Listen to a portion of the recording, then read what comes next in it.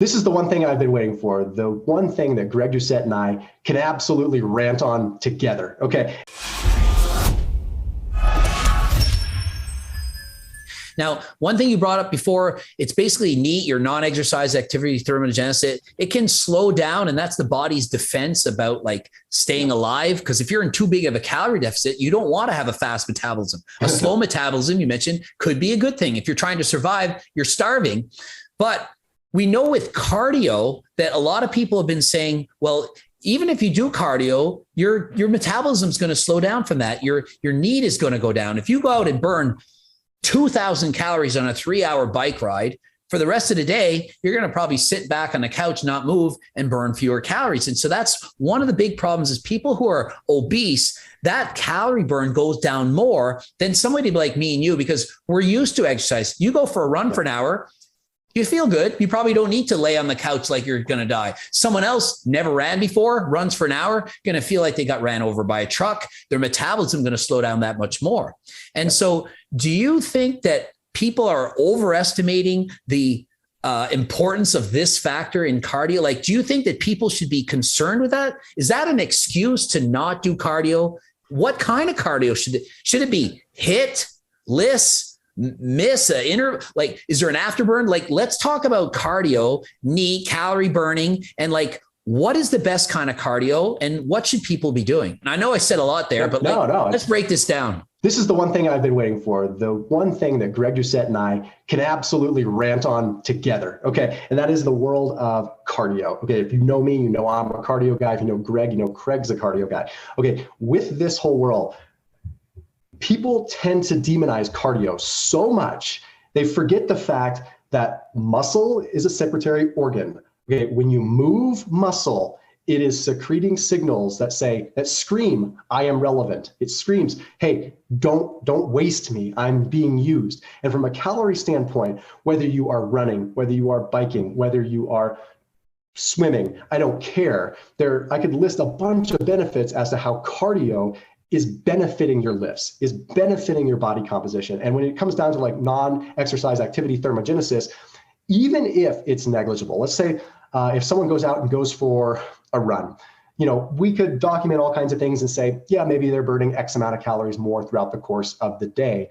The big question that people have is, oh, well, that's going to break down my muscle tissue. And my muscle is my most precious commodity when it comes down to the metabolism. If you condition your muscles to also be able to be adapted to cardio, don't you think that your body is going to learn how to preserve that? And as long as you are not, if that's something you continually do, why would your body continually break things down that it's using? That doesn't make any sense. Like, you've seen Greg's quads, the guy, like you ride a bike like a machine. If that theory made sense, then you would have total bird legs, right? It doesn't really equate.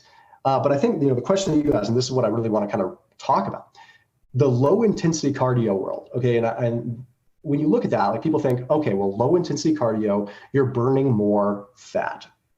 Okay. You're burning more fat as a percentage. Okay. But your actual intensity is so low that that percentage doesn't really mean diddly squat, because it's not ever getting up high enough to actually burn much. So who cares if you're burning 70% fat, but you're doing it at such a low intensity, you're burning so little, versus, hey, let's ramp it up a little bit, maybe to some as you call it, medium intensity, like the MISS, like that medium state.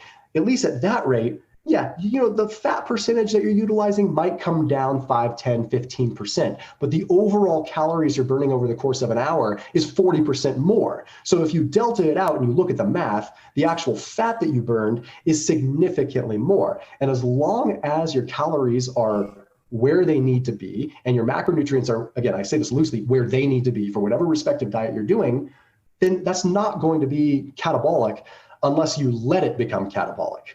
Which meaning like don't eat. And I think where you said is like people are avoiding doing cardio thinking they're going to lose muscle. Perhaps they're doing cardio empty stomach because they think they're burning more fat that way. And does it matter if you're actually burning more fat? Because at the end of the day, it's still calories in, calories out. Whether or not you burnt a high, like 80, 90% of the calories from fat during the activity, or if it was 10%, That really doesn't matter. It's at the end of the day, are you in a net deficit or not? And if you do harder cardio, you're going to burn more calories than if you do easy cardio. So if you're out there walking like Grandma Josephine, 2 miles an hour, and you burn 200 calories in an hour versus you're actually going hard and you burn 600 calories, whether or not you burn more fat as a percent during that time, it doesn't matter, because 600 versus 200, you're burning off that many more calories. Yeah, you are. And and let's not discount people that, want to go out and do lists, right? Like I want to make sure that it's super clear that even though we're ranting on this, like I'm a big fan of movement, right? Moving all the time.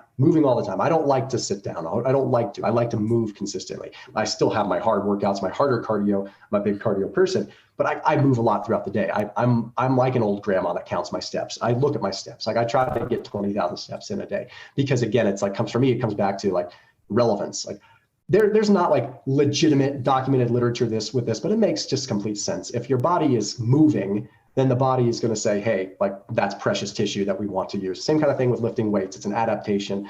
And yeah, exactly. Like if you're going to go do harder cardio, but then one of the things that's really interesting is a world that I've been just heavily like looking at a lot is the world of like lactate, like training hard to a lactate threshold, actually getting that lactic acid burn.